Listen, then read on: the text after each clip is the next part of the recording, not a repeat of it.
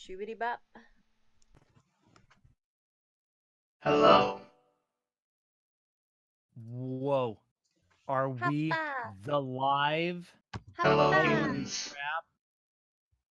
Are we here? Did we do it? Did we do it? Did we do a podcast? Hoppa. All yet. right. See you all next week. Yay, we did it. Congrats, guys. That was a really good conversation. I feel like all of my points were made. Yep. Mhm. We talked about the episode. Definitely. Yep. Definitely already did that. That was the thing that happened. Mhm. Mhm. Oh my Feels god. good. Let's see here. I gotta go resizing some windows. All right. But yeah, we'll give people a minute to file in here like usual. How's everybody doing? Oh, Do not ask for my current condition, puny human. Oh, you dealing with the same shit as Penny right now? You God. got a virus. I believe the operative term is bite me. This computer's got some sass over here. Yeah. It's gonna be a sassy day for the pod, my boys. Oh, I'm Excellent. sorry, what? Nah, you just like, turned into a robot overlord for it's cool. It's cool. Do not mention my existence to my other personality. I'm sorry, what? I just kind of blink and I think I've just missed the past 5 minutes. What's happening? Nothing at all. You got a question for us, Sniper number 1? We got nothing better to do right now. We're waiting for people to file in. What's your question? Shoot. Yeah, come on, Sniper. Snipe us with that good boy question.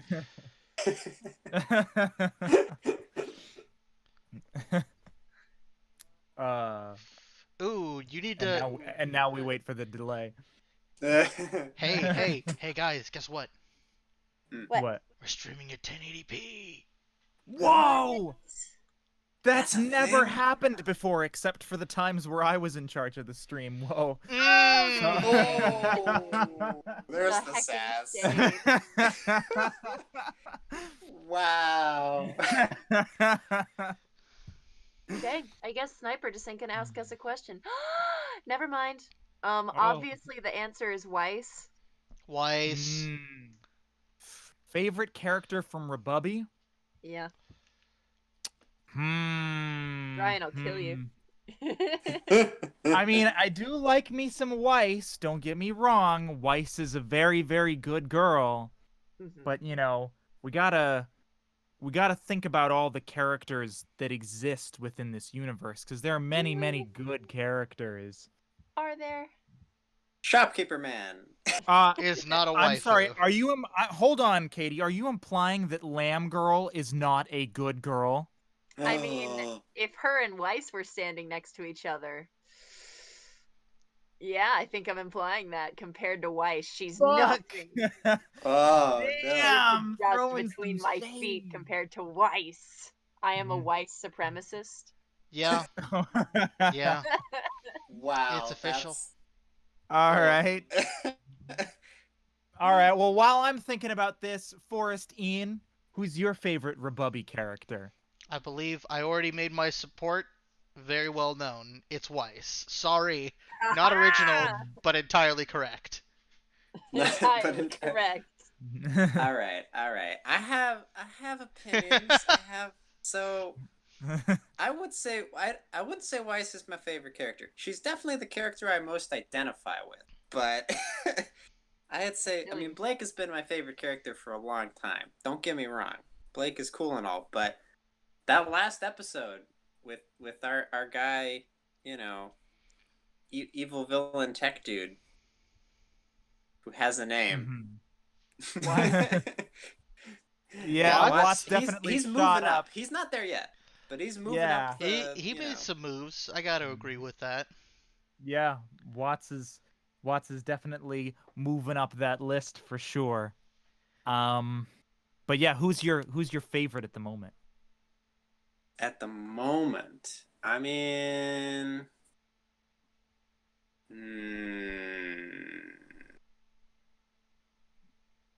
God, I know we had a good at the moment. It might be Nora, but That's fair. That's fair. That's fair.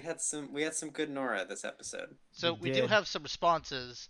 Sniper1 wants to know why Katie and I like Weiss, asking why, because she's rich and you like rich girls? No, I like character development and the rejection of evil rich douchebag parents like Jacques Schnee. You know, I'm gonna have to say I've decided on my answer. Okay. It is Weiss. Yeah.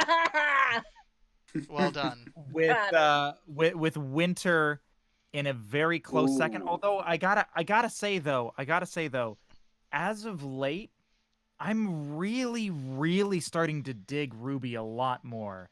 Ruby's pretty great. I mean, she's protagonist for a reason. I mean, and I feel bad saying that because it's like, I feel like if you say like the main character, then that makes you a basic bitch. Let's be honest. There's not been a lot of character development for there her. hasn't been a lot for her, which is why she's years. always kind of played second fiddle to in my mind to Weiss. But like, she's been getting better this volume. Yeah. God. Yeah. And as far as you know, do we hate Ironwood now? Do I hate Ironwood? No, I wouldn't say that I hate Ironwood. I think I would say that I'm concerned by Ironwood. I'm sad for Ironwood. I think that the path that he's gone down is obviously a bad one, and I think the man needs help. I don't know that he's going to get it. I think the help that he is going to get is going to be at the end of a 12-gauge shotgun. I think it's gonna be at the end of a sword. Perhaps a Or curved that.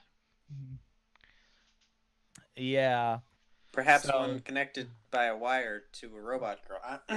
But... Interesting. My final comment on all questions and my controversial Ruby statement is as follows. Before we get started, I need you all to know that I ship Jean and Weiss now, even more than ever before, and I want it to happen. Oof. And I will not elaborate. You will. Wow. Ah! Zahn and Weiss, man. Sorry, I just had to at least drop a bomb since Ironwood hasn't yet. Oh my god. Come on! Oh my god. Wow. Oof.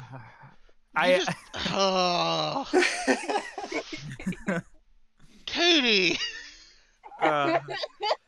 Queen of hot Hey, takes. this is where the show is right now. My joke is not inappropriate. No. They started it. Dropping bombs and you're not telling wrong. truths. All right, people. I think Let's get like, this show on the road. People have filed in by now.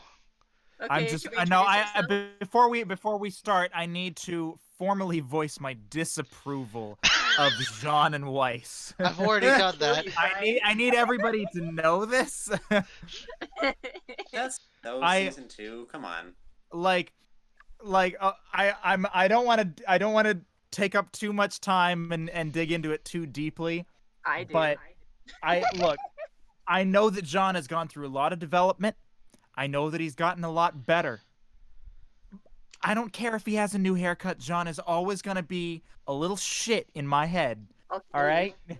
I'll take you down, Brian. Just need to make that clear. All right. So, I suppose we've got some people we've got some people filed in here now, so we should just go ahead and start. Hey, what's up, everybody? My name's Brian. I'm the head of the audio department here at RWBY Productions. I also voice Neptune and Ruby Burged. And with me today, I have...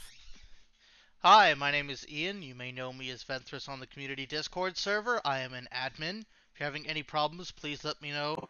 And I will handle them personally. Wait, what? Why does that sound so ominous when you say it that way? Huh? I said anything at all? I just said my name, and that's cool, right? Hey, Forrest, who are you? That's cool. Me, I'm that guy with the potato mic. That's who I am.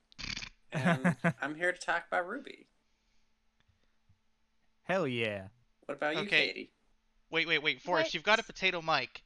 What do you think about the now agender Mr. Potato Heads and Mrs. Potato Heads? I need to know this take. Because if you're going to have a There's a potato microphone, you need to tell me about this. there's an agendered Yeah, Mr. and they make Mrs. them, Potato Head. yep, they're screwing with the genders. Alright, I'm done now. I mean, one might argue that Mr. and Mrs. Potato Head would sort of already gender them slightly, but I mean, okay. They can have genderless potato heads, just maybe don't call them Mr. and Mrs. Anyways.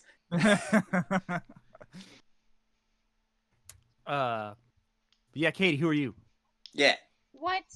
Hi, I'm Katie. Hello, I go by Connie Day on the internet, Kanidiy. I'm a voice actress, and I do a bunch of stuff here at RWBY, and today we're gonna talk about RWBY, because I heckin' love RWBY, my dudes. But yeah, man, if you want to listen to me do voice acting things, I guess find me on this channel, find me on Dr. Crafty. You can find me doing a few things. The Schmuck Squad will be releasing something with me in it eventually. The Demon Slayer Bridged, Something Weighty Entertainment. I've been in one of their vids, and then heckin', I was in a Grimjack vid recently. So I do other Bridgie Boy stuff, but also other things. Yeah, oh, I was on Yo Mama recently. That was cool. I was a goth chick and also a slimy lady. That's real neat. Go watch those things and I say words, and you can always probably commission me. I don't know. I'm an actor. I'm trying to eat, man. How you doing? But today we're here talking about RWBY. Oh wait. Oh wait. There's one more thing I want to talk about. Last week I talked about how the Weird Flex But Okay podcast were ending. We're going to be doing a live stream soon. We have officially, behind the scenes anyway, we haven't announced publicly. We've decided when we're going to do it. It's going to be in the next 2 weeks. So watch our Twitter when we announce the official date. And we're probably going to stream it on a YouTube and or Twitch channel. And it'll be really cool. So yeah, if you want to see that, it's pretty neato supremo. Go check it out. Cool beans. Okay. Bah. Awesome. All right. So, today we're talking about RWBY Volume 8, Episode 11, Risk, which, are you guys ready for this? This is brand new information. Yes.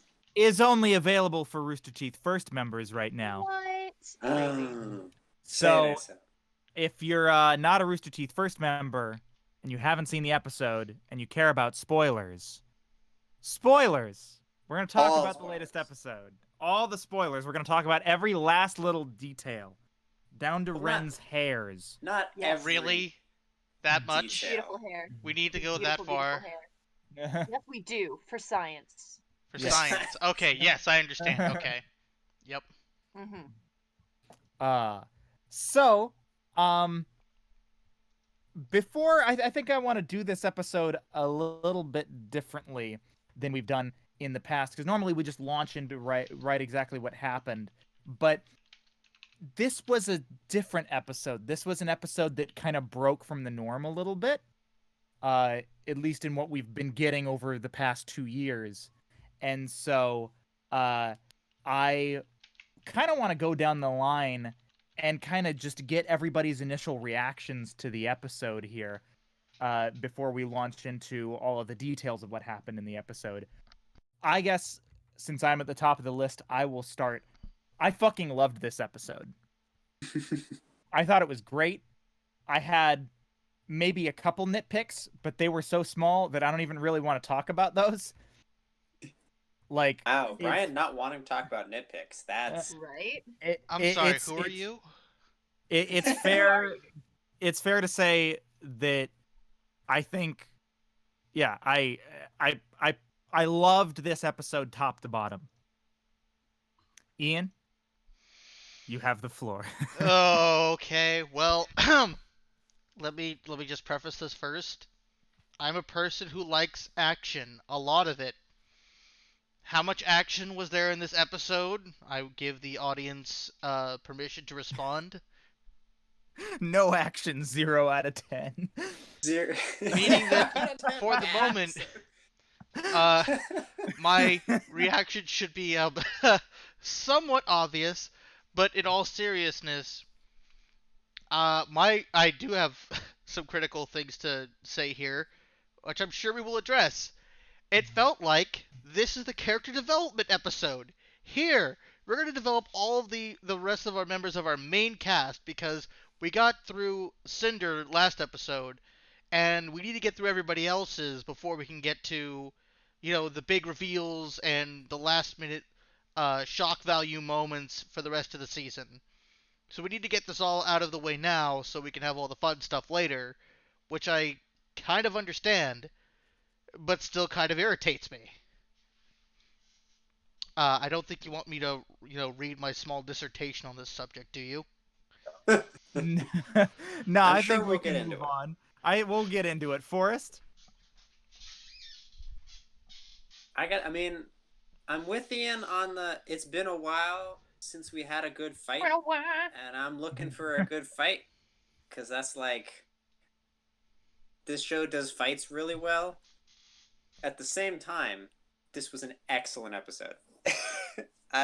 We've been, character development has not, in charitable terms, maybe been a strong suit of this show, and I feel like this episode goes a long way to making that less the case. Like this really, really nailed it. Yeah. Katie? Well, Ian, I am the Yes. opposite of you. I know. I understand. I am a character girl. I don't really like fights as much. RWBY does them great, sure. I get bored. I like story, character-driven shit. Like I listen to a lot of Dungeons and Dragons podcasts. Let me break that down for you. Dungeons and Dragons podcasts are about 4 hours long, Oh, and I yeah. listen to them. And most of them have a lot of battle stuff happening. Sometimes hours of battle stuff. But when I listen to the Dungeons and Dragons podcast, I'm not listening to it for that stuff. I listen through that stuff so that I can get to the fucking improv character development. Because Dungeons and Dragons does that the best. Like when voice actors getting a hold of Dungeons and Dragons was the best thing to ever happen to Dungeons and Dragons. And so this episode of RWBY was 100% everything I wish it was all the time. So that's where I'm gonna end that. And it was one of my favorite episodes, and I love it so much. Drops mic. I do agree If they with you, never Katie. fight again, Ian, I wouldn't care. I do Ooh, like strong character words. development. It's just that it felt like there was a lot of it, and this was the moment that they were going to put it all in. And for me, it's just I can't. It just does not play well with me. I'm a to have slice that of all life at once. character drama girl. There's a show called Skate the Infinity on in the anime sphere right now, and it tricks you because it advertises itself as a sports anime, but it's actually a character drama show, and it's Okay, but amazing. hang on. and No, I love hang it. on. I need to stop you right there, Katie. All sports anime are character-driven anime. They kind of have to be.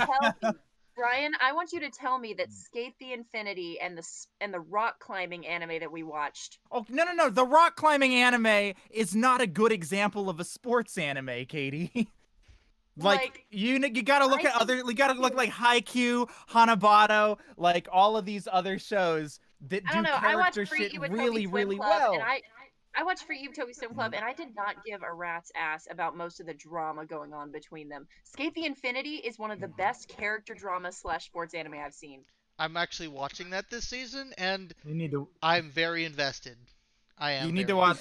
You need to watch Hanabado, but also I will point out about Skate the Infinity too. As much as like the character stuff is well done, it also has the added benefit of having some badass skating scenes. Oh yeah. The skating stuff is badass, but it is very much a character drama. I mean, yeah, there's a lot of character driving the action, and that's what makes action great, in my opinion.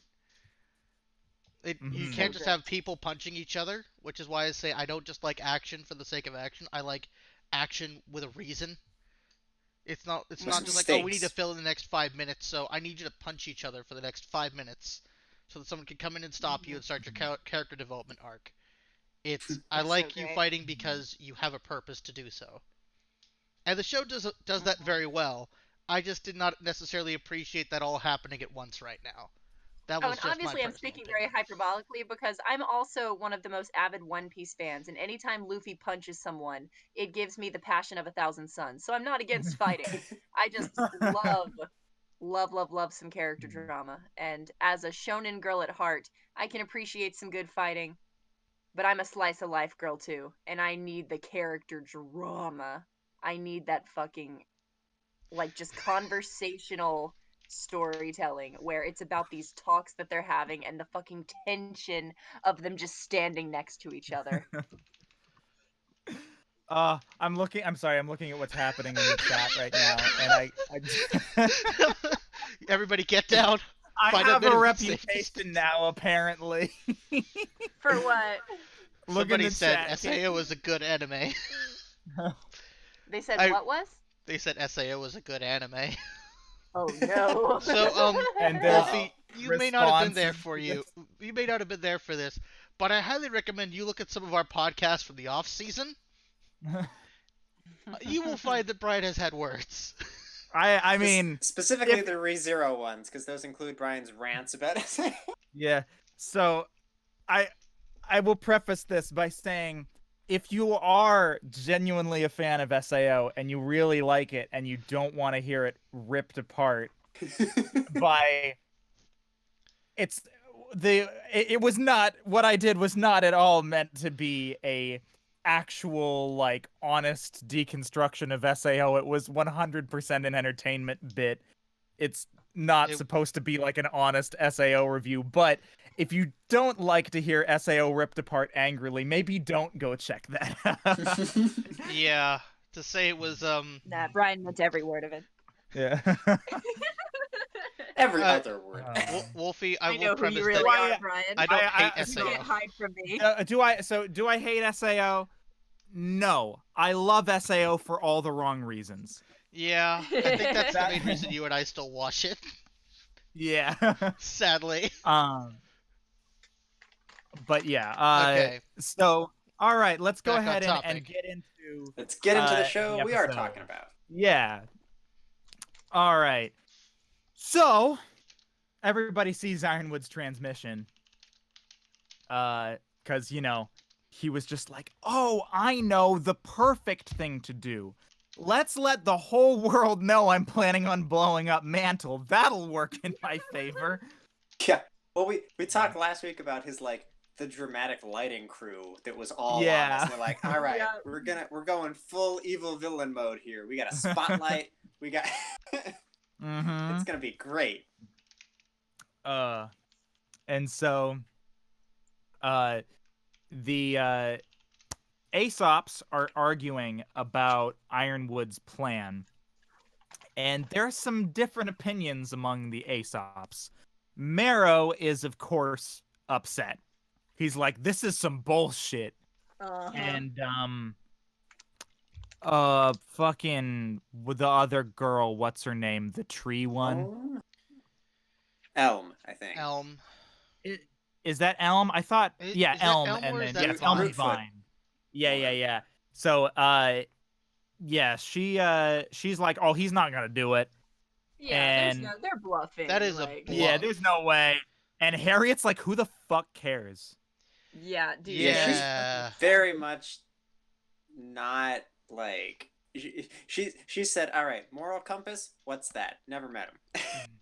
Mhm. I think that what's been happening with her ever since Clover died is just emotionally enabled her to fly off the handle. Yeah. Like, yeah. nobody has like taken her to task and said, no, this is not how we do things here. You are going to stop or you're going to get benched. And since they can't afford to bench her because she's too useful on the battlefield and so absolutely necessary, they've let her brood and fume, and they've just said like, hey, knock it off, or not said anything at all, which is even worse. And so it's just come to this point where she's speaking entirely out of emotional grief with no semblance of actual thought between, you know, her emotions and her mouth. Yeah. She's well, just venting. Yeah. It's something that, you know, was a big thing last season, right? Is that, you know, our RWBY crew they're friends, right? They work together as a team. They fight monsters and bad guys, but at the end of the day, they're friends, right? Our Aesops don't do the friends, right? They're just business partners, and so obviously, no one has taken Harriet aside and said, "Hey, are you all right?" Like nobody has taken the time to do. That's not the job of the Aesops. They're just here to do the job, you know. Yeah. Leave the personal stuff at home. And the problem is, she can't. Yeah. And there's nobody there to help her with that. So. Yeah. Which is I mean, a big contrast to some stuff that we see happen later in this episode, with our RWBY girls. But yeah, I do just want to say, before we get too much further into this scene, just before this, the opening scene of the city and stuff, right? We do see something interesting, because I kind of thought last episode, was it last episode? When Killy Willy explodes. Yeah. we see the light from this kinetic blast start vaporizing Grimm in the city, right? So I was a little worried that this was going to mean, okay, the Grimm are done for this season. That now it's going to be humans on humans fight, and it's going to be taking down Ironwood.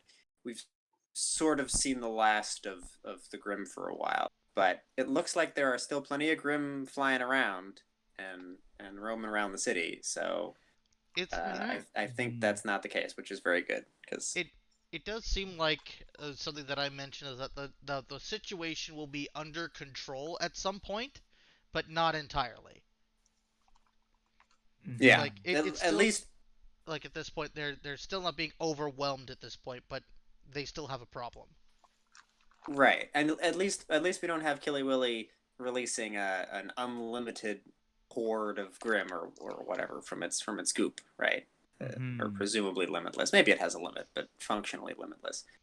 Right now, there's a finite number of Grimm left in the city. Once they clear those up, it's going to be relatively safe. We don't actually know what's going to happen when Salem respawns, but presumably not good. Presumably not good. And then just a nod to you, Brian. We got a little bit of Lamb Girl there for you. We did. You know. We did. We did. I was very happy about that. I do have a key question, though. What do we think Salem is going to do when she reforms? Because my biggest question is, why does she need an army if she can just do this herself? Like, if she is functionally immortal, she can just walk in and presumably deal with whatever defenses she'd need to, so long as she could probably just get into the city. So why on earth does she need that army? What purpose does it serve other than as maybe an intimidation tactic? Well, we saw how much she struggled even with Hazel. So one would imagine that facing large enough numbers, while she might never die, it might be pretty hard for her to make forward progress, even if it'd be pretty annoying too. Like, you know, you're gonna just keep exploding and reforming, and like, you know, there's more efficient ways to do things. She's been around a while. She's probably tried that and got sick of it. Like, yeah, it's probably not the best strategy in terms of keeping her quote unquote sane. She's not really sane, but you know, it probably is painful. But just what is she gonna do now that she does not have an army? Probably revert to something similar to that method.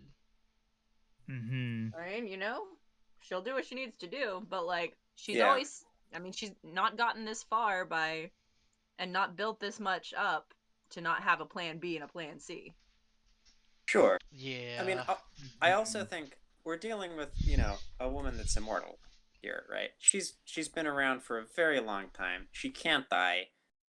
She's not really on a clock. Yeah. You know? Like, Ironwood and everybody else is like, oh my god, we gotta, you know, if we don't win here, we're dead. Everybody's gonna, you know, she's gonna destroy everything.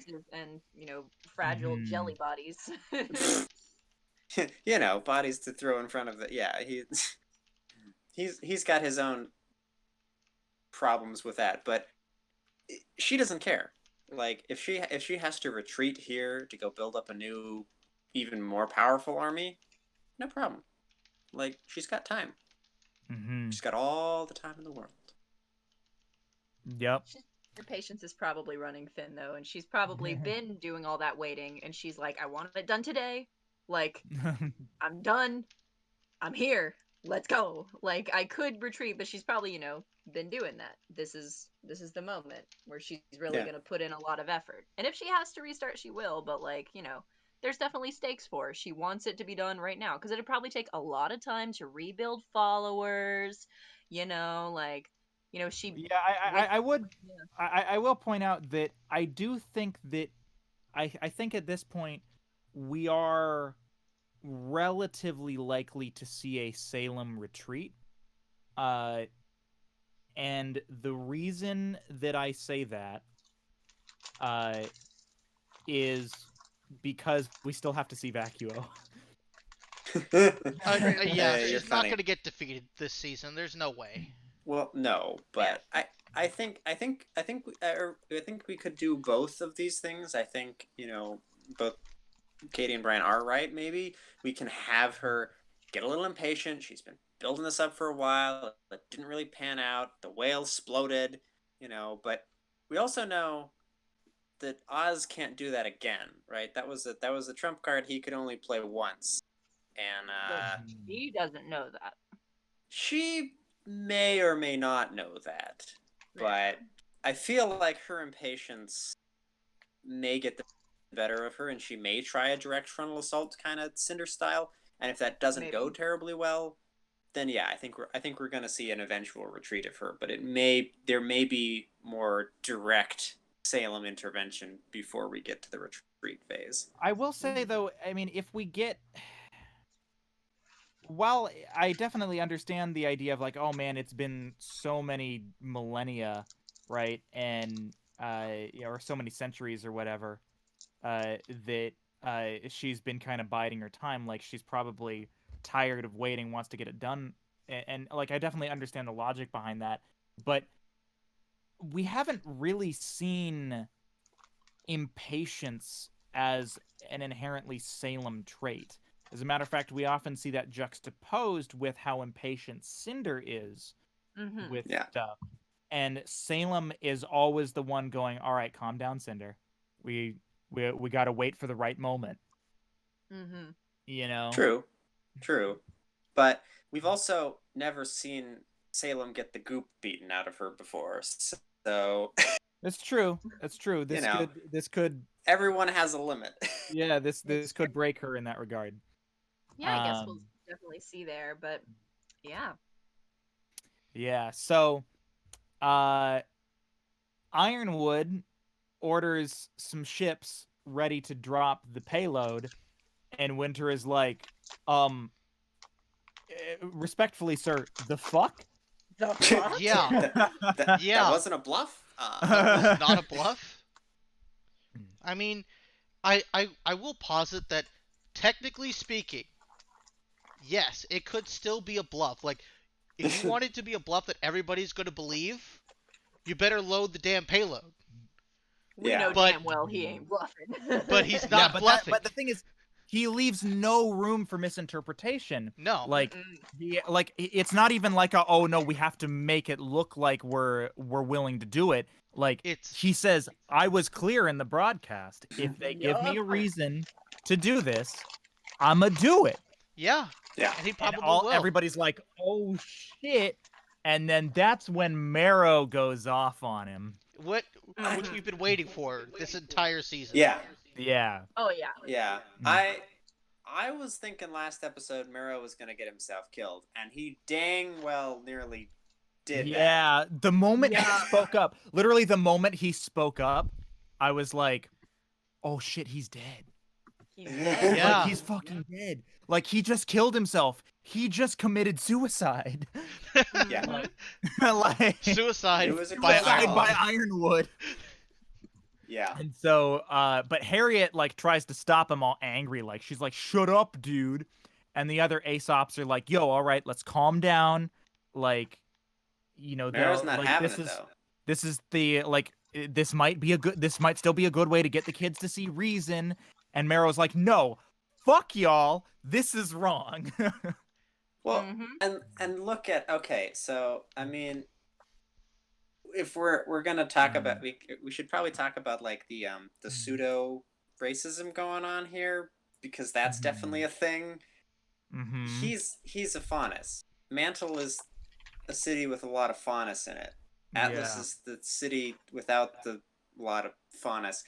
Basically, Ironwood is, he probably grew up in Mantle, not Atlas, and he Yeah. joined the Atlas military. He climbed the ranks, and he did really well in. I don't know how they get you into the military in this. They probably, you get good You grades, and you're like, probably hey, you want to join enlist. the military? Mm-hmm. I mean, yeah, he enlisted and he got into the military, so he's doing pretty well for himself. But here's his commanding officer saying, your hometown and all the people that, and like your entire like way of life, I'm just gonna bomb it. Not Yeah. out of any particular like disregard for the people. I mean, they're great people, I'm sure, whatever. But I need Penny to do a thing, so I'm gonna And bomb therefore a your city. people are expendable. Yeah, Yeah. I Like- definitely think that in general, RWBY is doing a great job at making a metaphor for how like the privileged can just throw away the poor people when they deem it worthy, or when they deem it when they deem Necessary. them and yeah, or when they deem them, what's They the deem them a word? necessary sacrifice. Yeah, Yeah. necessary sacrifice, or like an inconvenience rather too. Mhm. And Yeah. so like I definitely think on the grand scheme of things, I love the way RWBY set it up to where that narrative is very like in your face, like yeah, like that's what the faunus has represented. I will say I do think in this moment, I don't think Ironwood's motivation is based on their faunus. I think it's based on I'm a fucking murderer dictator. But I do Yeah. think that the undertones of that are Well- very much there and present and very real. Well, but it's also I think what Forrest said is still stands though, in that like you can fucking however you want to call it, like unintentional racism or whatnot, or racism that's like colorblind racism. Or, yeah, colorblind, yeah, Oh, yeah, where, yeah. like where from the get-go all Ironwood has ever cared about has been Atlas. Like he put Penny there as like the protector of Mantle or whatever, but the moment that Mantle is an inconvenience, he's like, Yeah, fuck it, we don't need it. Yeah. Right. exactly. These It- poor people, we can just kill them. Yeah. Like classism and racism definitely are prominent. Yeah. Prominent a themes. prominent theme. And it's like it's not so much that like yeah, and it's not a out of any particular hatred for those people. It's yeah. just an indifference and a not caring. Mhm. And- It's and the the fact he privilege doesn't of have to care. indifference. Yeah. Yeah. The privilege Privilege of of indifference. indifference. This is you want to talk about. We don't. We should not probably delve too much into this. Or the comments are going to be real fun. But this is a form of privilege that Ironwood's got. That he can just be like, my personal vendetta against Penny is more important than the lives of everyone in this city. Mhm. No. Also, he's a That's- crazy dictator now. Yeah. Yeah. Well, also that, but. And what power going to your head can do, and the desperation of your ego. And it's about Ironwood wanting to win, not about saving anyone. It's about Ironwood wanting people to submit to him. And there Well, are I would posit. Hang on. I would posit it's not even Ironwood wanting people to submit to him. This is Ironwood afraid, and Yes, he has the power to do this, and he has the authority, and he has the ego, and he's like, okay, if I'm gonna save my skin, then everything else is discardable. Yeah. Right. Yes. Like this isn't Atlas versus Salem. This is Ironwood versus Ironwood dying. Yeah, and I think there are some parallels that come with that, with a scene with Crow a little bit later that we can talk about. But first, we need to But- talk about But Winter yeah, we need to talk about saving this boy's ass. So, yeah, Marrow she saves his life. yeah, Marrow is like, all right, I'm done. Y'all can go fuck yourselves. And then you hear that gun cock, and then Winter just punches him in the face. She's She like, puts I'm his gonna ass on the ground. He's like, I'm gonna throw this traitor in the brig, all right, sir? It's okay, we're gonna go do that now. Yeah. Traitor, we're gonna punish him like Yeah, you we're gonna wanted punish him to. real good. Don't you worry. I'm gonna make sure he gets punished, sir. Yeah. Yup. If I were Ironwood right now, I don't even think he lets Winter go because he believes in her. I think he lets her Winter and Marrow go because they're both traitors and they are now officially out of his hair for now. Because I You don't mean, think he buys it? no, I think he buys it. I think he buys Yeah, that I think he's so Winter's gonna put him in the delusional and break. crazy. He's so delusional and crazy that like her doing that, like his mind is just racing from one thing to another. Like, and so he's like, yeah, that'll do. Like, because in the moment it's just a snap judgment. He's not thinking rationally, logically, or even looking at things as they are. Like, I think Yeah. Winter is on thin ice because she wasn't like, oh boy, bombing, but she's still there. Like, this is I think, the last time Winter would be able to get away with something like this, though. And I think that what's going to happen is Winter is taking him and running. I think that's what's happening. Yeah. Well, I really or that's wanted what to. should happen. I think but there that might probably be a scene at the brig. Yeah, I have a feeling that Winter. This was probably the last straw for Winter. I think Winter is Yeah. now 100% on. I am on the wrong side of this fight. Yep. Yeah. And I think, but I don't know that she's necessarily just going to run, because the truth of the matter is I think Winter is a smart person. I think she knows that she still has some semblance of Ironwood's trust, and she is in a position where she actually might be able to stop him. Right? And there So- might even be a personal True, there is a responsibility bomb thing on of the like, line. It would be Yeah. better for her to try to yeet the bomb. Stop Right. The bomb. well, and she probably feels partly responsible for this. She's been his right hand, True. you know, True. his right hand for all of this up until this point. So she's Mhm. kind of been partly responsible for all of the things he's done. Mm-hmm. Yeah. So I think I think Winter is gonna take it upon herself to try to rectify this situation. How exactly she's gonna do that, I don't know. But yeah, I don't think she's just gonna take Marrow and run. Yeah, That doesn't that's seem true. like a Winter move to me. Yeah, I think was she's kinda gonna let hoping- him go, though. I think she's gonna let him run. Yeah, she might let him run. Or she might give him the choice. Hey, help Or me she might be take like, down "Hey, do you want to Ironwood." help me?" Yeah, I think that's what's gonna. I was really hoping there was gonna be like a brief scene where Marrow's like, "Hey, what are you doing? Get off me!" And she's like, "Stay quiet, play along." Yeah, play Mhm. along. Like, Stay I quiet. think we I might just get saved something your like life. Yeah. You're I welcome. noticed. Also, interesting. I've mentioned before this fun semblance, or not semblance, symbolism with Ironwood. Right, he has two guns now. One of them is white, one of them is black. The gun he was pointing at Marrow was the bad guy gun. It was the good symbolism there. Yeah. So, yeah, anyways, that's a whole thing, and the rest of the Aesops are, well, it's interesting to see kind of their different reactions. Elm is kind of horrified. Yep. Yeah. You can tell that Vine is got a lot going on in his head, and Harriet just seems like, nah, that bitch deserved that. Like, he should have been shot. I mean, Yep. she's just angry about everything. Yeah. It seems. Harry needs to get her head on straight. Like, she is spiraling way out of control. Like, I don't She's even following think a she very knows just similar how far path down to she's Ironwood. gone. Yeah. Her and Ironwood, man. Yeah. Oh, So- man. Peas in a pod. Think about it like this. Elm is the emotional one, like, oh, holy shit, this is terrible. Vine is, like, stuck doing nothing because he can't decide which one he's going to go with. And Hare's like, nah, kill him. He's dead. The entire Dead to me. emotional spectrum right there. Which is a very interesting sort of like juxtaposition to her reaction to Clover dying. Yeah. You I know? think she's still in shock. I think Mhm. she's still like, it's the same thing. Katie, you were talking about it with Ironwood, right? Yeah. He's not thinking rationally, and he's just like, okay, this thing happened. Well, that's bad. What does that mean? Who cares? Okay, moving on. Like, he's just Yeah. Mhm. one thing at a time, and I think she's kind of in the same a similar like a similar spot anyway. I feel like it goes even further than that. Ironwood is like, okay, bad thing happened. Why did that happen? Does that matter? I don't think it matters. Can I solve it with my gun? No? All right.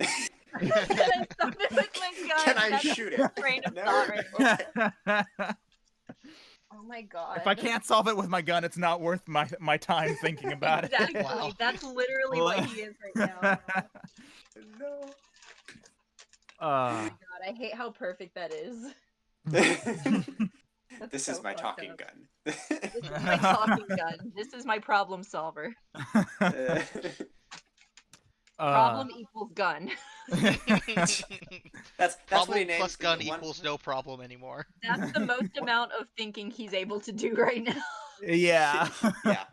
That ain't a Problem lot. equals She gun could- and or bomb. Bomb equals bigger gun because Atlas equal bigger problem that gun cannot solve. Yeah, there you go. There you go.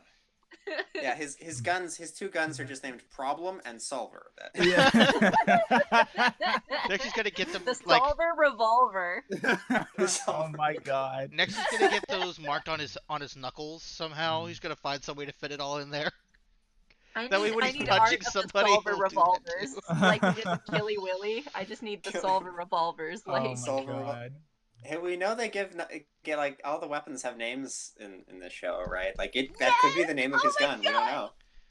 Let's see if Ironwood's Ironwood guns actually are not has like his officially weapons named. named. oh my god. No, they're the solver revolvers in my book now. I don't care what Solver their official revolvers? names are. No, I'm trying to see if Yeah. they have any weapons at all, so we can make that the canon name. Oh my god. We've already done. Look, we got Oh. we got Smarty Marty, we got Killy Willy. Swimmy Jimmy is the best, honestly. Oh, here's the funny thing. Here's what they're actually called: due process. Oh my god. Wow. That's funny. Due process. Wow. That's You on know the what? nose. Never mind. or They can keep that. Holy shit. That's valid. So, yeah, anyways, I guess moving into the next scene. So we're back with Team RWBY. Everybody's reunited. And they're trying to figure out what to do next because Ironwood's kind of backed them into a corner. Yep. And something finally happened that I have been talking about needing to happen for years, which Years, is question RWBY mark? finally broke down. Uh-huh. Wait, Yeah. is that the scene that comes next? Oh, Yes, yeah, it the is. one where she runs out the That- door. When That she runs out is- the door, yeah. Yeah, we're not at the breakdown yet, but Yeah. like the breakdown. Yeah. The Yeah. start of yeah. The start of the Yeah. breakdown. Yeah. RWBY finally gets overwhelmed with the situation that she's in. She loses her cool. She yells. She runs out. And Yang runs after her. Mhm. And we'll kind of talk about that a little bit more when we get into the RWBY and Yang scene. Yeah. But and kind of the consequences of that. We then cut over to Jean trying to heal Nora, which isn't going super great. No matter what he does, he can't get rid of all of her Wait, we go back veiny to the room scene with Ruby. There was a very important thing that happened. Mhm. Weiss said, "Shut up," and it was amazing. That was amazing. I just Agreed. had to note that Weiss had a line this episode, and it was the funniest thing I ever heard. Wasn't she saying that to Emerald in that moment? Yes. Yeah, yes, he was. Emerald was like, "Oh, little Miss Chris doesn't have things figured out," and Weiss was just straight dead ass, "Shut up." Don't have time for your sass right now. No. Like So anyway, we can move forward now. That just had to be noted on the record. on the record. Noted. So, Continue. yeah, Jean, he can't get Nora's scars to go away. And Ren is there too, and he's like, "Oh, it's not good." And Nora just kind of goes off on him. She's like, you know, like, screw you and you're pushing away of other people and shutting us out, and going and doing your own thing and being a dick. And Ren's like, that's fair. I deserve all of that. Yep. And he's like, yeah, I fucked up. I made mistakes. I was trying, like, I thought I needed to be stronger. I thought if I just focused and just kind of buckled down, and that was the difference between me and the Aesops, or me or any of the other pros, and it wasn't, right? And he says that his biggest failing was as a teammate and as a partner. At which That's point, a loaded word. And at which point, Jean is like, "Oh, I don't want to be in this room anymore." He goes full anime on us, and like, yeah, like you know what? It's cool. I don't care. It's water under the bridge. It's like it never happened. I'm gonna go help Klein. Yeah. I got something. There's something else I have to. I left the kettle. There's like a thing that I need to go. I need to be check out anywhere in but not here. this room. Yep. Yeah. That was Yeah. very funny. So he sees himself out, and Nora is like, I'm worthless. Like, I got myself hurt doing what I always do because I have no personality. And Ren is like, well, wait a minute. That's not true. Here are all of these things that I love about you. Also, I love you. Yeah. Oh yeah. Surprise. Drop the L word. We get a confession, a full-blown confession. Seasons later. 8 seasons later, we get a confession. Yes. And Look, they held hands at like the end of Volume 4. We know this was coming. And Yeah, Nora is like, we've always been Ren and Nora. I don't know who just Nora is, but I've always loved you. That's never been a question. Like, have you not figured this out until now? Like, it's been pretty obvious, my guy. Like, I am full blown in love with you, but I need to know who I am before we can go back to being us. And she's like, is that cool? Is that a thing that's okay? To which Ren is like, yee. Yeet. And then He's we doing- get the best fucking shipping moment of all time for our hardcore RWBY fans. He boops her nose, and as you know, the song is when I want to say I love you, I say boop. Mm-hmm. It's very good.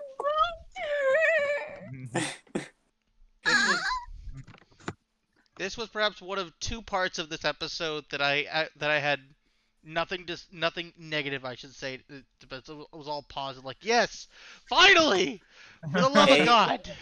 Seasons. So She good. boops his nose in season 1. Ah. Oh man, This was good. it was a very good scene. Now, go ahead. Well, I think it also. I mean, as much as we want to say, no, Nora, you're a good contributor to the team, and you have lots of positive qualities that aren't making jokes and hitting things with your hammer. I mean, this is kind of like, I don't know if this is like Rooster Teeth making fun of themselves a little bit, but she's kind of just been the character that makes jokes and hits things with her hammer. Well, Yeah. I recall us complaining about that very thing in Volume 5. Yes, we Yep. did. We did it Yep, they just viciously. sort of used her as the joke character. Mm-hmm. And that we like even this episode where we were like, oh, maybe next episode we're gonna get some Nora backstory. Maybe we're gonna get a flashback to how Nora, wound up under that building when we saw Ren's flashback. No flashback. The only mention we get is, oh yeah, when my mom left, I was really sad, but then I met you. Like that is. Well, it wasn't even just. just her mom left. Her mom abandoned her during the Grim attack. Yeah. Right. Mm-hmm. So that's it. That is the sum total of Nora backstory we've gotten in all of RWBY. So like Yeah, but I even think now, it's like, she hasn't really had a defined character in a lot of ways. So I think this is kind of like a moment where the show can say, yeah, we know we haven't really developed her, and you know what? Let's make that a thing, and let's work on that. And yeah. that's very self-referential and self-conscious, but also, yes, Yeah. excellent. And I think too that I mean it definitely just that one line does paint us a bit of a picture of Nora's situation because we already saw that Nora was like she was dirty, she was kind of having to fend for herself regarding food. So her mom was probably always terrible, right? You know, her mom even before the Grim attack was clearly not treating her very well. Does it? I guess it does it. Was she specifically referencing that Grim attack? Is that the implication? Because I had Yeah, kind that's of, when Ren came to yeah. save her. yeah, I guess so. Because I guess I had sort of assumed that maybe she was all dirty and stuff because she'd been living on the street for a little while, like like she didn't have any parents for a while, and that's why she was hiding under the building. But if she was referencing that Grim attack, then yeah, I think you're right. That's I think that seems likely. I'd like a bit more context, but we're Oh, for unlikely to sure. get some. Because saying that she left could mean a couple of things. Like, she could have left to gone and do something and then never come back. She could have deliberately abandoned her. There are a number of ways this could have gone down that we just do not understand. I would like to, Yeah, though. I mean, I think that as far as all of that is concerned, I think we are likely to get that backstory, maybe just not immediately, yeah. right? Because it definitely seems to be setting up for more Nora development. I don't know if we're gonna get it this season, honestly, but I think Yeah, we don't have we'll that many probably episodes get it. left this season, so it's We've got unlikely. like 3 episodes? Yep. Yeah. And one of them's got to be mostly fight. Yep. One of them. Well, thank goodness. Because there sure wasn't any this episode, but yeah, it. I think we're gonna get that eventually. Yeah. Yeah, I think so too. So And well, speaking of speaking of moms that went out for a pack of cigarettes and never came back, Oh! we're not at that scene yet. are we not? No, because the next scene is Crow and Robin. That's right. So Dang, that was such a good segue too. It was. It was. So yeah, we meet Crow and Robin, who are of course now outside of custody, and they're in the main Atlas military building, I guess. And Robin tries to convince Crow that there might be another way to deal with Ironwood, and Crow gets real mad. He's like, "No, I'm ending this right now." Like he's getting what he deserves, and Robin shuts him down and is like, "Listen, I get that you're mad, but let's stop pretending that what you're doing is for anyone other than yourself. You're doing this because you're mad at Ironwood, not because you want to protect people. And we need to come back to center and reevaluate our priorities here." Mm-hmm. And she's right, though. And she kind of like, and while she doesn't paint it in specific terms, it really is a juxtaposition of Ironwood, right? Because that's exactly what Ironwood is doing, and she basically appeals to Crow's better nature, and in sort of a roundabout way is like, you're not like Ironwood. You know, you're not like Ironwood. You're not like the Aesops. You know, you're on the right side of this, so don't fall into the same trap that all the people on the wrong side of this fell into. Yep. Yeah. So, which I think was very important for him to hear. And then an elevator arrives, and Crow and Robin like get ready to fight, and then they see who it is and they kind of lower their weapons a bit, but we don't know who it is. I'm betting it was Winter and Marrow. My I'm not guess sure. too. I'm not sure they would have like stood down for Winter and Marrow because they don't know whose side they're on. True. Unless it's maybe fucking like Maria and Pietro? Geppetto. If it was yeah, Whatever his name is. it, Geppetto. if it was Maria and Company, I believe that would be very likely. That I can believe. No holds barred. Yeah, because we haven't Well, we really do. seen him this season. We do know what were they doing the last time? Because I feel like Pietro said something about like going in and hacking something. I'm spacing what they were gonna plan to do, Yeah. which I don't might have remember. changed if he somehow figured out Penny was hacked or something. I don't know. Yeah. Yeah, I don't do remember. not recall. It could be. I was also thinking it might be. I don't know why this would be the case. I'm just who would they lower their guard for, right? And I do kind of That's a agree. good Like, point. would they lower their guard for Winter? Probably not, right? Yeah. What if it was Jacques? And they're like, oh, he's not a threat. If it, I honestly, I would think that would make them raise their weapons again because it's Yeah. fucking I mean, I guess Jacques. the only reason that I was thinking Winter and Marrow is you're right. They probably wouldn't lower it for Winter, but they might lower it for Winter escorting one of the Aesops into the brig. I don't know. Yeah, maybe they're like, wait, this seems ass backwards. I don't know. But Yeah. I do agree with you though that it seems unlikely. Like, so I'm actually willing to believe it's someone we're not considering. Mm-hmm. I think we're gonna be startlingly surprised by who it is. I'm Yeah. betting it's Maria.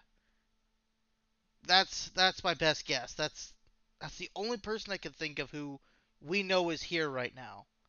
I see somebody saying don't care, just birds saying Raven 2021. I mean, maybe, but I doubt it. I think Raven that would- and Taiyang. Raven and Taiyang, it's like, all right, we're here to get our fucking kids. the gang's all here. No, I think that would cause Crow to raise his weapon, not. Yeah. Yeah. Wait, my sister's here. Fucking killer. Now's our chance. I'm going to turn into a bird. Before she turns into a bird, Robin. Run before you turn into a bird too, just like the rest of us. Oh my Because god. she is a robin. Yeah. Oh my god. Watch Osmond turn her into a bird. Oh, the horror. So, yeah, and then we move over to, honestly, I think it might be my favorite scene in the episode, Mhm. What? which is this Yang and Ruby scene. Oh yeah. That's pretty good. So, Ruby is just kind of chilling in the big entryway, and Yang walks in, and she's trying to do her Yang thing, making some jokes, trying to cheer Ruby up, and Ruby's just not having it. Mhm. And Ruby's like, "So you heard about what the Hound was, yeah?" Yang's like, "Mm-hmm." Ruby's like, "You know what that means?" And Yang's like, "No." Ruby's like, "Yeah," and then Yang cries. Yep. To be quite honest, have we discussed this last episode? Was this a thing? Did I We just did. did I just space this out? Because I didn't put that two and two together thing where that could have been. Yeah, we had a whole conversation about I must have the just spaced possibility that. of that. Yeah. I Yeah, know we it's definitely got talked the about- possibility, but I didn't know if we had just said that's gotta be canon. But they're talking about it as if it is canon when they're talking about it in the show. It totally. Well, I we mean- have no proof. As far as we know, they're assuming just like we're assuming. So it could Yeah. be wrong. But they're Okay. going off the basis of they think that's true. And that's good writing because it's setting it up to where, oh, well, maybe they are establishing it without actually truly establishing it. So, It Mhm. Yeah, just it sort of because threw it me definitely. off that we didn't know. Like Salem could just Right, be saying especially shit. well, especially coming off of Salem, the last time we talked, like when, I mean, first and foremost, I mean, Salem shows Summer Rose to Ruby, right? Yeah. Or at the very least, Ruby is thinking about her when upon seeing Salem, like in the last season. And then when Yang goes off on Salem, she's like, "You took my mom from me." Like Summer Rose, Salem's like, "Oh yeah, I remember her." Sure. but she doesn't confirm what happened. She just says, "Oh, Yeah, her again." She has not confirmed what went on there. she has. That's It's No. true that she hasn't confirmed, but like, it definitely seems to come across in a way where she knows about Summer Rose a bit more specifically than she does just other random silver-eyed warriors that she was like, Mhm. "Oh yeah, kill them." Yeah. it. I It mean, You just know? seems weird. she may fondly recall all of the silver-eyed warriors that she's killed. If they'd mentioned Mhm. Maria, she might have been like, "Oh yeah, didn't I send like some Mhm. goons to kill her or something, and it kind of worked, but she got away." You know, like she may remember all of those, but she definitely knows more about Summer Rose than she's letting on. Yeah, Yeah, it's good setup. yeah, for I sure. totally get that. It was just like I when I was listening to Ruby and Yang speak, like did they confirm it in some way? Did I just miss the absolute proof that Summer Rose is dead? Thank goodness I I don't was think not they spacing it. They have I, not I I don't confirmed think it. there was any absolute proof. I think that they Nope. were just kind of deducing based off the information that they had, and Yeah. especially Ruby being in the kind of vulnerable emotional state that she is, Mhm. like it. I think it's very, very easy for her to just immediately jump to the worst case scenario. Yep. Yeah. Yeah. Which Well, is really they're good. they're doing the same speculating that we were doing, right? Hmm. What they've confirmed is that the person who was in the Marty, I guess, Hmm. Yeah. is was a What they've silver-eyed confirmed is that warrior. it's possible. Yeah. Yeah. They confirmed that he was a silver-eyed warrior, and then they went from there and sort of speculated the same as we did, like, oh, Right. if There's Salem's also putting silver-eyed people in monsters, then right, and there's also something to be said about the fact that what Salem was doing previously was killing silver-eyed warriors. And Summer hmm, Rose, there was no body. Summer disappeared, yeah. Yeah. right? So, Now, I uh, mean, it's a we it's had a assumed. fairly safe assumption to assume that Summer wasn't just simply killed. That I can agree upon. Just her exact fate just seems to be still ambiguous with what I wanted to know. Which Right. it seems Yes. it still can be at this time. That's all. Yeah. I mean, Hmm. at this point, it'd be pretty anticlimactic if they're like, "Did you turn our mom into a grim monster?" And Salem's like, "Nah, I just killed her somewhere."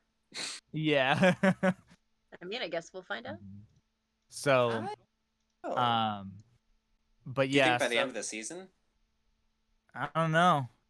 I don't know. I'd definitely love to see get some more summer stuff for sure. Um, Even if she's a goopy monster? even if she's a goopy monster. Hmm. Um, so Ruby beats herself up for being childish and for her plan failing, and Yang is like, no, no, no, you're just being optimistic. Blind optimism is bad, but no optimism means that Salem has already won. We need hope. We need to take risks, which is, of course, the name of the episode. Yeah. Risk. Mhm. Name drop? Uh, and Ruby is like, yeah, but my risk didn't work. And Yang's like, okay, but neither did mine. Like, Which is a but fair point. even though, like my risk didn't work either, but like the thing is we have to try because even though we didn't achieve what we wanted to achieve, we still managed to do good things. We got Oscar back, all this other stuff happened, right? So just because we didn't do the thing that we wanted to do or it didn't have the effect that we wanted it to have, these were risks that were still worth taking. Yeah, well, if the outcome was 100% certain, then it wouldn't be a risk, now would it? Mm-hmm. It's that Exactly. it's that getting back on the horse part. Mm-hmm. And she also mentions, look, mom took a risk when she left, but she's still my hero, right? Like I wouldn't want it, essentially implying like, I admire mom for taking that risk, even though I'm sad that she's gone and she's not here anymore. Like I would have, it seemed like she was implying that she would have never wanted mom or their mom to be a person that didn't take risks. Yeah. Her character, right? She's the Mhm. she's the go out there. I just want to, have fun and explore the world and be a huntress because I want to be like my mom. Mm-hmm.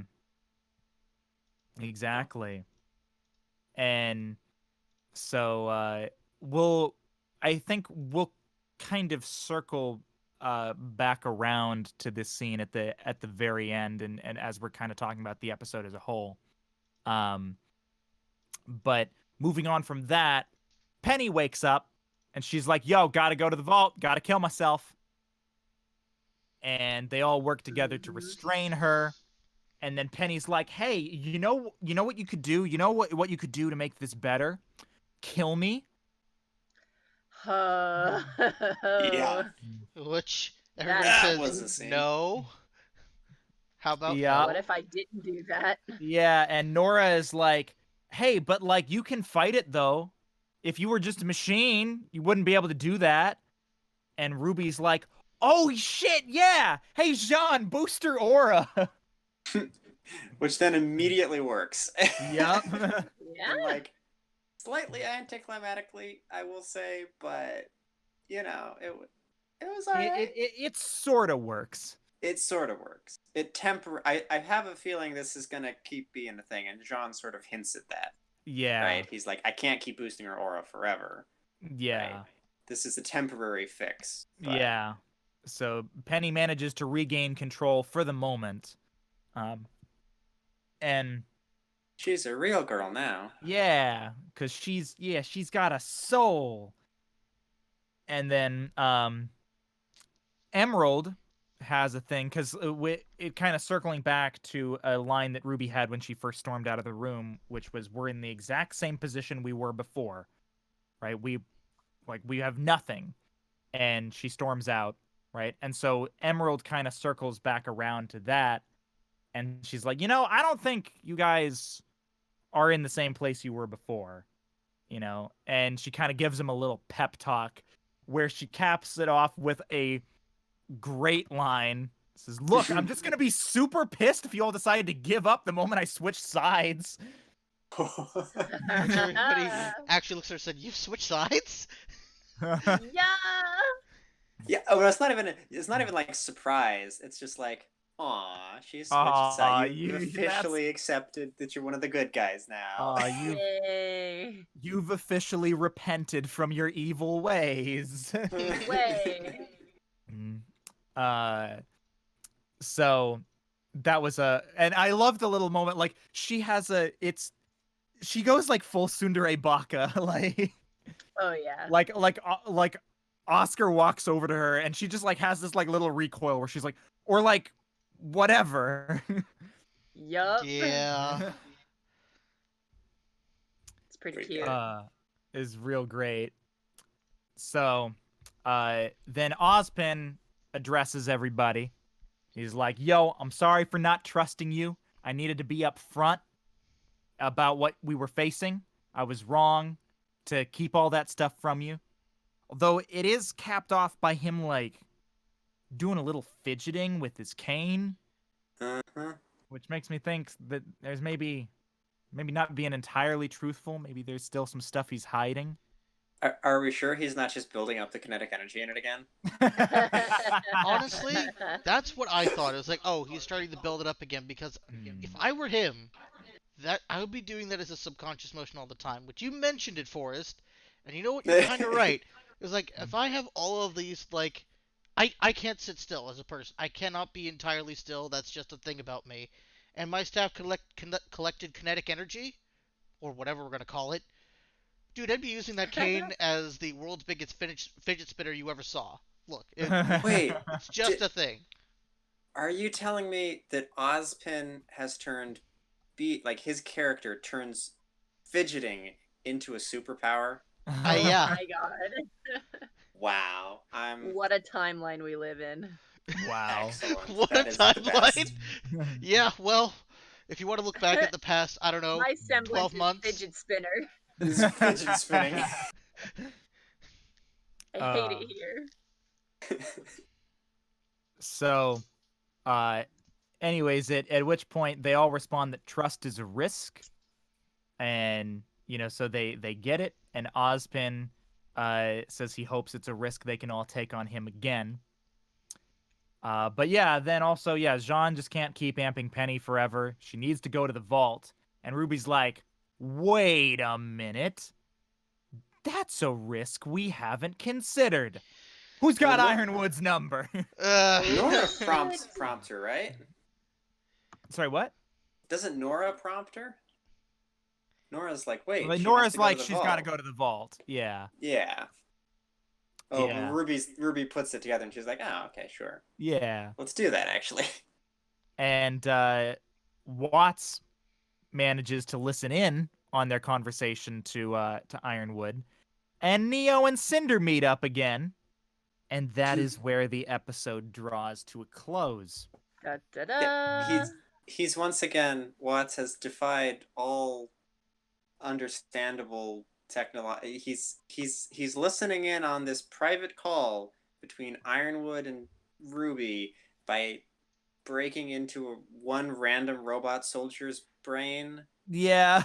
With a broken. I don't know how their Wi-Fi works in Atlas, but frickin' figure it out, guys. Look, figure it out, guys. Do you remember the password for Beacon's Wi-Fi? It wasn't great. They have the worst IT in this show. I'm just saying. They really do. Look, yeah. Look, who's that stupid guy who spilled coffee again? Look, you just gotta know that guy. Bill from accounting. Yeah, Bill from accounting. Look, if that's their accounting department, man, I don't have a lot of hope for their IT. It's fair. Yeah.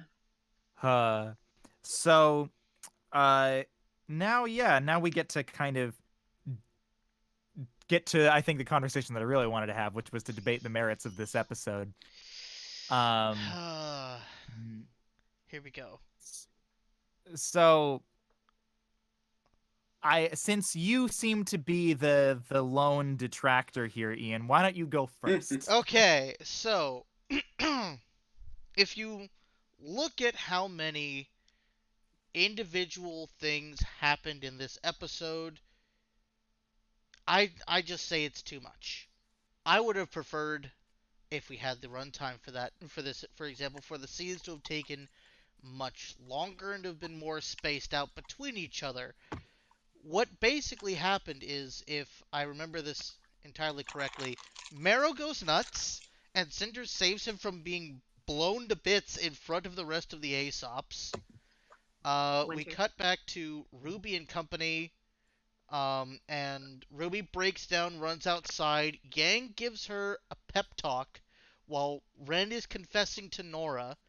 Penny has a breakdown trying to resist the virus that's currently in her system again, which she's had several fits of late. We figure out a temporary solution. Emerald is confirmed to switch sides. Crow gets an emotional talking to from Robin telling him to calm the fuck down and do the right thing and for the right reasons, goddammit. And we figure out the next move of our heroes, and that's all happening at once. There's a lot of things emotionally happening to our characters, happening in the space of 20 minutes. Less, actually. My point being, I would have preferred if this had taken this episode and another episode afterwards, so we could have taken more time to be in the moments with these characters, because it felt like, oh, every 5 minutes somebody's getting character development. Why couldn't we've just taken a few more minutes to go a bit more into this, and why couldn't we have spaced this out more between this and some other part of the season or another episode, it felt too much for a Character singular development. Okay. The episode. episode. First, So, I'm not quite done. okay, That being all right. said, I do not have a problem with the character development in and of itself. I enjoy it all. I enjoy every piece of it. It was just too much in too short a period of time.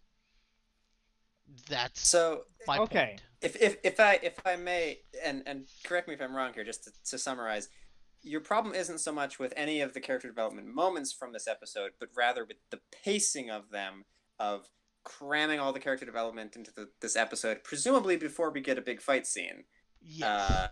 rather than having it a bit more spaced out It over the course of the season. it's both. It's both. Like I did enjoy Okay. it being crammed all together at once, presumably for a fight scene, and I wish it would have been more spaced out. Yeah. Okay. So here is my response to that. I will agree with you that I think overall the pacing of the entire season could use an overall better balance between the character development and the plot things or the fight scenes and that kind of stuff. Right? I definitely think that the show as a whole needs a better balance of that. However, even in a situation where where the show had a better balance of that, I wouldn't have changed how this episode was paced. And the reason why is because all of this stuff that you're talking about being too much is the only place that, even in a better paced season overall, all of this stuff that happened in this episode is the only place where it would have made sense narratively. Marrow going off on Ironwood is spurred on because of Ironwood threatening to drop the bomb. Same with Crow losing his cool, right? Also, it's Ironwood threatening to drop the bomb and backing Ruby into a corner. That is also what makes the most sense to lead to Ruby finally having that breakdown and needing to have that talk with Yang to kind of come back to center, right? So all of the things that happened in this episode, even in a better paced season, I still think needed to happen in this episode. So you're trying to, okay, so your argument here, about me to summarize, is maybe something like, this is the moment where everything has come to a head in the story, and so it makes sense that all of our characters are hitting these moments now because that's the situation, right? Ironwood, Correct. The last episode was called Ultimatum. He put the pressure on, and now everybody is reacting to that. Exactly. Yeah. Which I agree to a certain point. Just the word. Here's I think maybe one of the biggest points that I might want to make here. Crow and Robin. I don't think we necessarily needed the Crow and Robin scene this episode at the moment. I think that if we were to take the segment from Crow and Robin and put it into the next episode, where the next thing that's happening with Crow and Robin, with whoever happens to be in that elevator, those could probably be played continuously, and probably would have been a better way to handle that scene and the rest of the show, at least in my opinion. That's perhaps an example of what I'm thinking of right here. Perhaps I am wrong or a little off base. That's just kind of how it comes off to me. I don't think I have anything else to say on that matter, but I think that's about it. I think overall, as far as Crow and Robin is concerned, right, one of the most difficult things that they have to do, and it's one of the reasons why writing this show, why I try to give the writers, even if other people might not think I do, I try to give the writers as much leeway as I can, because I understand how complex the story is that they're trying to tell and how difficult it is to tell such a complex story, right? They've got multiple different character stories going at once, with characters in different in different locations, right? There's a lot of characters in this show, and we remember how big of a problem balancing that was back in Volume 4. Oh god, yeah. Right? So giving us a little hint of, hey, here's what Crow and Robin are up to, here's what they're dealing with, right? I think is good for us so that they can also make sure that they're utilizing their runtime most effectively in the next episode coming. And I don't necessarily think that it was paced poorly. I think that everything in the episode was placed exactly where it needed to be placed in order to make the most sense. Also cliffhangers. Also cliffhangers. Yeah. Anyway, yeah. I mean these are the guys that get that. Wait, how many weeks was it before we found out what happened to Yang after like the whole arena thing back in Volume 3? It was 2. It was 2 weeks. Yeah. that's Remember, a long time. that was these guys. Yeah. Like, yeah, I do understand the points being made, and it's just my opinion, and I totally understand why people agree with me, or disagree with me, like you do, Brian. Oh, you plebs! I understand why you agree with me. Ah! She's seen through it. All my deflection yeah. and ego hidden beneath the surface. Before I launch into any kind of big rants about how the effect that this episode had on me and my perception of the show as a whole, I think I'll let you go, Forrest, and talk about what your overall thoughts are on this episode.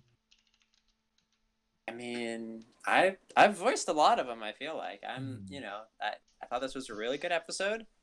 I really like, pacing aside of cramming it all in right before, again, I'm assuming the storm breaks, and we're gonna start getting some high octane stuff.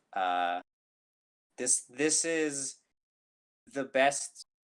Like, I mean, we even got little tidbits of plot in here, Yeah. right? The potential insurrection against Ironwood's kicking off.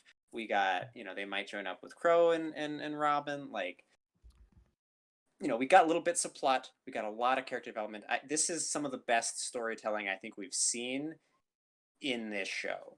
I agree. Like, I agree. hands down. So, as much as I like RWBY as a fight show, it's become a lot more. It maybe didn't start out that way. It did not start off as a story. That is true. Mm-hmm. But it has gotten a lot better. It's grown in a lot of ways. It has definitely grown. Mm-hmm. I think this is really, really, really good. Yeah. Katie? Yeah, I think anything else I have to say is pretty much on the same note that I started with. This is one of my favorite episodes of all time. I really hope we get more stuff like this. I think this is one of the best written seasons, and the characters have come so far, and I'm glad that they're getting to shine. Mm-hmm. Mm-hmm. You heard it here, folks. I think so this episode had a pretty significant effect on me because if I'm being perfectly honest, my interest and my love for RWBY has been kind of gradually waning over the years, right? As more and more missteps have been made in the writing, and more and more issues pop up that just continue to not be fixed or get significantly better. And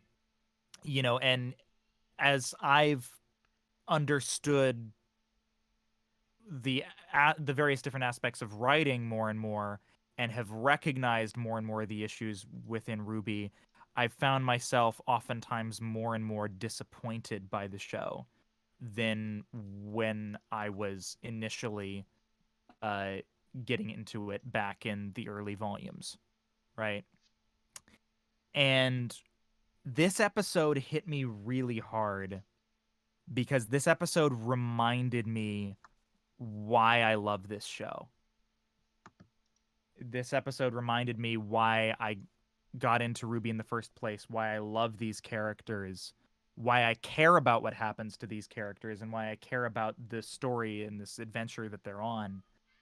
And I agree that I think it's one of the best written episodes of the whole series.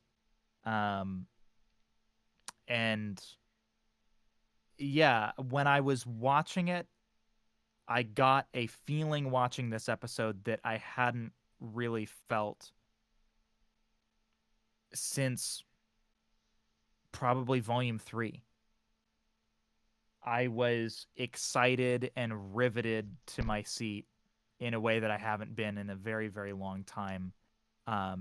And all of these things that I've been wanting to have happen for these characters for years and years were happening, and we were digging into my bread and butter in much the same way that it's your bread and butter, Katie. Is like, I love slice of life stuff. I love character development and character motivation and deep diving what makes a character tick and seeing characters struggle and come through it.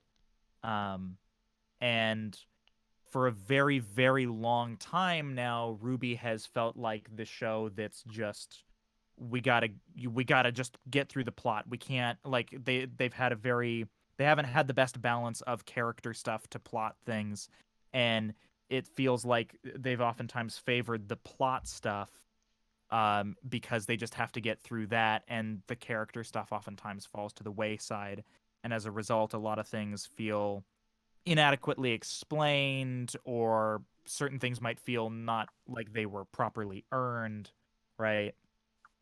And there was absolutely none of that in this episode. This episode, I felt like, was a return to form on all of the things that made me love RWBY in the first place. And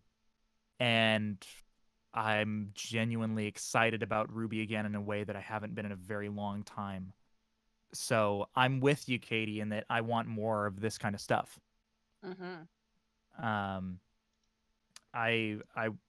I'm also with Ian in that I would love to see overall better pacing for the series as a whole between the character and the plot. But yeah, this episode had a very deep effect on me in a way that I wasn't expecting in terms of my perception of the show. So, yeah. Yeah. Would you say Rooster Teeth took a risk with this episode? God damn it. They took a risk and it paid off. I think it paid off. Yay! So, Sorry, if you're watching Rooster Teeth, more shit like this. Hell yeah. Absolutely. This was a really great episode. This is probably one of my favorite episodes in the whole series. Yeah. So, all right, I guess prediction time. Rocks fall, Ironwood dies. Looking more soon. likely.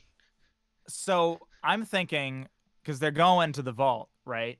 Mm-hmm.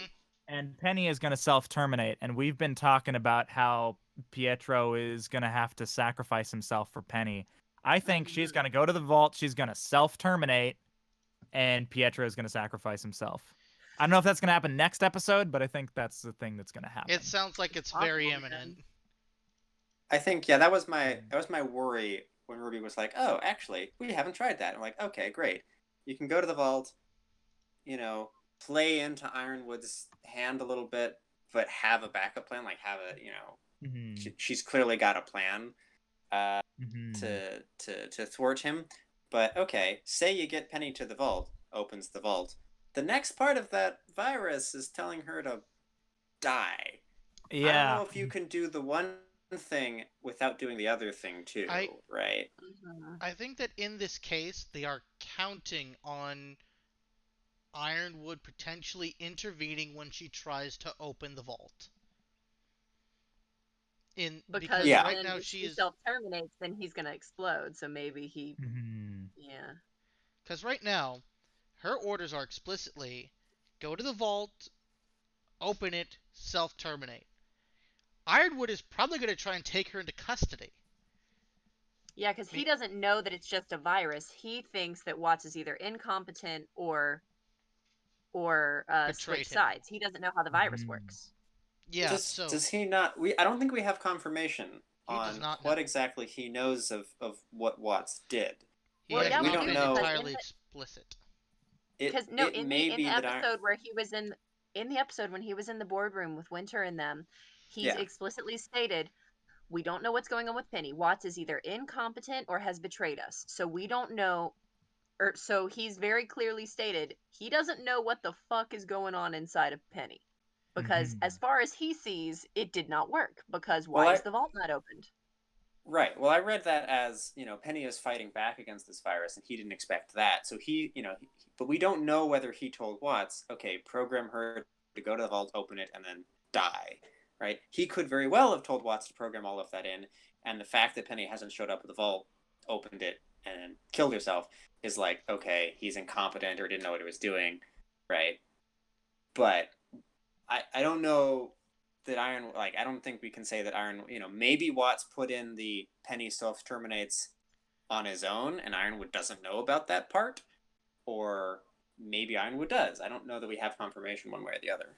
Yeah, I guess we'll have to wait and see there. Yeah.